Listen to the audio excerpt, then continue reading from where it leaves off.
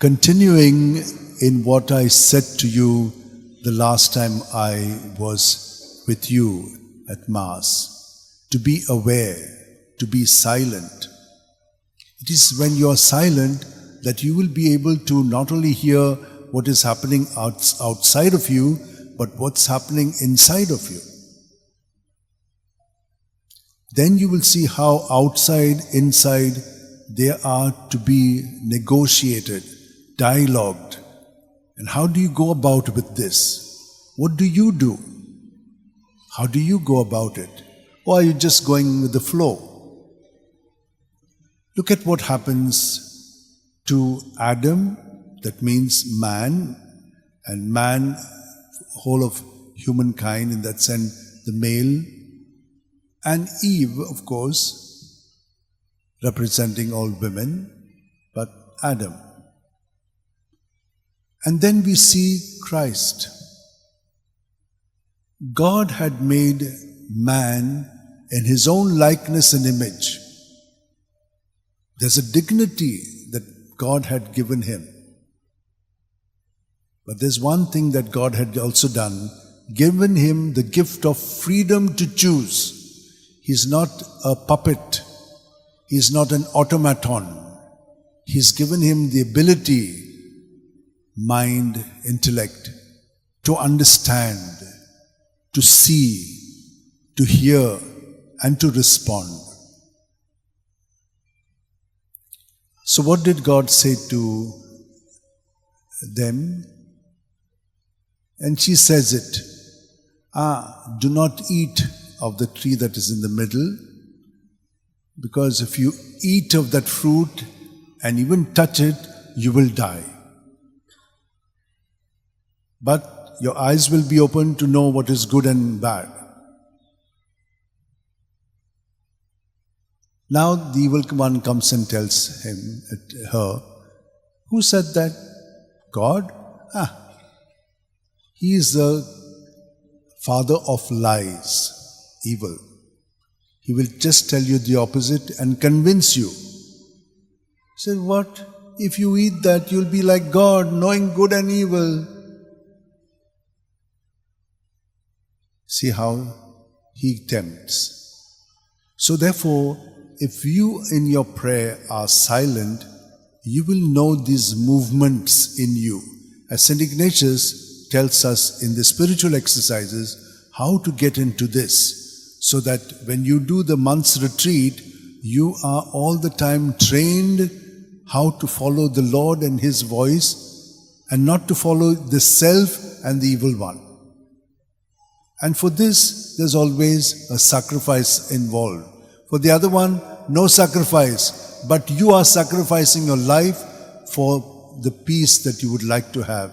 You will be destroyed by evil and sin. And that's what happens to us. So they choose, and then they find that they have disobeyed God. What do you do then? The whole of humankind, as the second reading says, has been now contaminated by sin, and death is come into life. There's no more life, it is death only. In this condition, God has mercy. And that is why Pope Francis was insisting that God is a merciful God. He does not leave us to our fate when we choose it that way. He is still merciful. He comes back. He waits for us. You'll see this in the prodigal father and the son who has taken whatever he wants. He does whatever he wants. Then he comes to his senses. But he thinks that his father will not forgive him. But the father is just waiting to embrace him and let's start again. He forgets everything. That's the merciful God. And how has he done it? At a price. In the new Adam, the new man, Jesus, who has been obedient to the Father even unto death. We are afraid of death. Look at all of us. If we are told about death, my God, we are so frightened. We do not want to die. But for what are we wanting to live? To continue in our sinfulness? If we were pure, we would be willing to die because there is a great reward awaiting us than to live in this world which is so much full of distress, negativity, and so much. You can see this in the world today. So in Jesus, look at how he responds to what the evil one is saying to him. He is hungry. When we are hungry, what do? Immediately go and grab. That's why we are having fasting this month. To fast with Jesus so that we can also replicate that experience in us, that we don't give in to it. Because we are hungry, go and eat. No.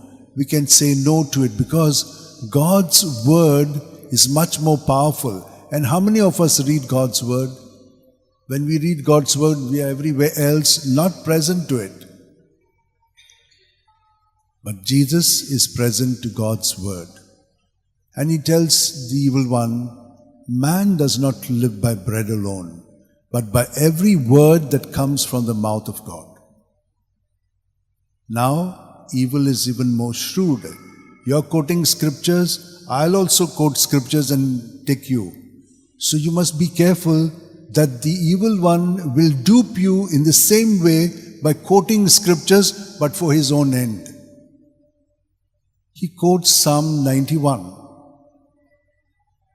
He tells him, they will bear you upon their hands, lest you strike your foot against a stone.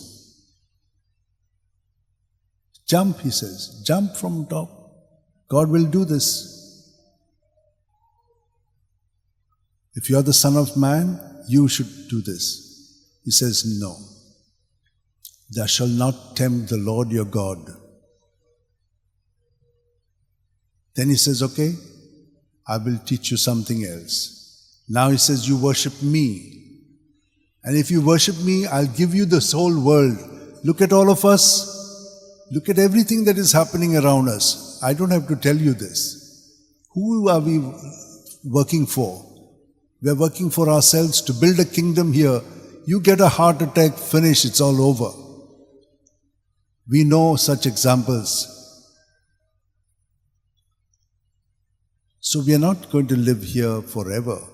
For whom is this that we are doing? Why amass so much?